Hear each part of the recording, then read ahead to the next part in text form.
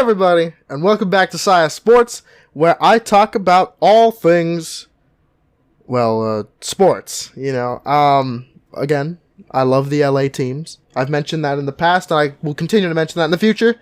And for today, I want to talk about the LA Kings. Now, my favorite hockey team is the LA Ducks, so excuse me if I am not a proud Kings fan, but I do like the Kings. I have a hat, so I will be wearing the hat for this video, because this is about the Kings. Obviously. Now, why am I talking about the LA Kings? Well, actually, on the day that this video is posted, I am going to an LA Kings game. I'm going to be taking my sisters and a couple of their friends, just because I wanted to go to an LA Kings game. It's been a while, and I like the Kings. They're a good hockey team, I think. But that's what I want to discuss today. I want to discuss how good of a hockey team they are. Let's get into it. I took off the hat because it's too small. It's too small. I need 7 3/4. Or something bigger than 7 5/8, so I have a big head. Anyway, the LA Kings. They concern me in a weird way, because I don't know the plan. Does that make sense? With most teams, you know a plan. Okay, we are competing. Okay, we are rebuilding. Or, okay, we don't know what the hell we're doing. And I feel like the Kings kind of fall into that third category, but slightly. I feel like they think they're contenders, but at the same time, I don't really know if they are. Let me explain. Now, the Kings are one of the better records in the league. Through about 40 games played, they have, I think, about like 50 points or something like that, which isn't amazing, but it is a sign that they are actually attempting to compete. In the Pacific Division, which arguably is one of the weaker divisions, they are second.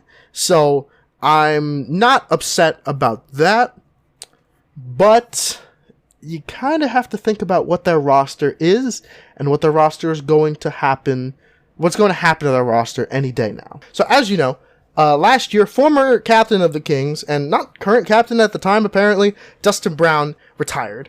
Great for him. He was captain during the 2 seasons where they won titles in 2012 and 2014, I believe, and he's going to be getting a statue outside Staples Center. Now, Crypto.com Arena, terrible name, but good for him. Statue, big deal, right? But then you look at who else is on the team, getting old, and arguably regressing. Well, you got to look at Drew Doughty, who is still pretty good, but he's regressing, you can tell, and he's getting old, and he's still owed a lot of money. And then you look at Anze Kopitar, the current captain. He's been captain for a minute now. Well, he's getting old, still owed a ton of money, and he's going to be sticking around for a while. Is he regressing? I think so. The stats don't necessarily show like complete fall off, but when you look at him play, he is definitely slower than he was before. And it's not necessarily, I think he might still be like second line material, of course, but first line, no. I think he's getting to the stage where like Ryan Getzlaf was at the end of his career, where like you can still average 30 points, 40 points a season, but that's about it. I think he has a little more than that this year, or like average, like on pace for more than that, but I can't be completely sure. And then you have other players on the team like Alex Zedler and Philip Deneau, who is still like early 30s, but he still could slow down any day now. And then you think, wow, the Kings have a bunch of old pieces. Maybe they're gonna go for a rebuild. I thought so too, and especially since last year they were kind of trying to integrate Quentin Byfield into the team. I was thinking, okay, they're gonna go with the youth movement. They have him. They have Mikey Anderson. They have Anderson Dolan, or I think that's his name. So they have young 20 pieces, young 20s, who can tank now, or not necessarily tank, but who can be a part of a rebuild now and compete in 5 or so years. Do it like what the Ducks are doing. They broke it down after a couple of years, and they're currently in a rebuild where the youth are taking over. They suck, but the youth are doing pretty good. But they're not doing that. At the end of last season, in the offseason, they traded for Kevin Fiala, which, personally, I really like that move. That was a fantastic move. Kevin Fiala is, I think, leading them in points this year. Fantastic move. But at the same time, the Kings are doing very little to address their big concerns, which is the age of the stars on the team. Now, I get it. I don't want to give up on Drew Doughty, Edler, Kopitar, especially Jonathan Quick. But eventually, you have to look at what they're doing and think about, well, you either want to compete or you don't want to compete. And they're teetering on the edge. Trading for Kevin Fiala, yeah, compete move. But keeping Jonathan Quick around, keeping Edler, Doughty, Kopitar, all the old people around, well, is that a compete move? For a couple of them, yes. But for a couple of them, no. But then they're still integrating the young guys into the offense, and especially on the defensive side. So they want to go with the youth, but then they're also totally giving up on Quentin Byfield as of late. They even sent him to the AHL. So they want to compete. They don't want to focus on the young guys. But then they brought him back up again. So they want to focus on the young guys. But at the same time, they're not winning as much as they should. So they don't want to focus on the young guys. Or so they want to focus on the young guys, right? Well, we don't know. And with the trade deadline coming up in a couple of months, or I think in about a month and a half, you got to wonder, what are they doing? Are they going to go all in? Because if you want to go all in, you got to give up some of your young guys. But if you give up your young guys, then your old guys are going to suck in about a year. And they're going to be trash. And then you're going to be stuck with all this money tied up to old guys. So what do you want to do? Do you want to keep competing? Or do you want to attempt to get rid of the old guys? Because personally, I think that this is the last chance you have to give up on some of the old guys for pieces that are actually valuable. If you want to give up Jonathan Quick now and focus on that Copley guy who's been doing pretty all right, then do it.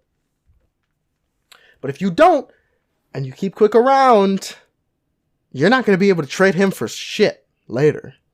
Because later will be too late. Kopitar, for example, I think has $11 million left over the course of the next 3 seasons, I believe. Do you just keep his ass around? Or do you trade him for pieces? Because he's still a great player. Well, at the same time, Donald has a lot of money tied up into him. Do you keep him around? Probably. But then you're going to have to eventually pay Kevin Fiala. So, do you keep everyone around? That's the question that I keep asking myself when I look at this Kings team, because they're very confusing. I like it when a team competes, and it's obvious that they're competing. Because they don't necessarily say, fuck the young guys. But at the same time, they don't constantly flip-flop with them as much as the Kings are doing. Now, I'm not saying the Kings are a bad organization. Obviously, every organization has those couple of years where they don't know exactly what they want to do. And I feel like the Kings are entering that time. Look at last year. They made the playoffs, kind of. They lost in the first round. Yeah, it was a great series. They lost in 7.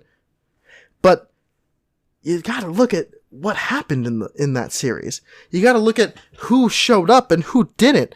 And you also have to look at just the age of everybody, like I've been saying. So, what I'm hearing is that the Kings want to compete. But I don't think they have a roster that can compete with the likes of the top teams, you know? Like if you were to put the Kings up against the Edmonton Oilers again, for example, they get stomped on. Easy. If you put the Kings up against the Carolina Hurricanes, they get stomped on.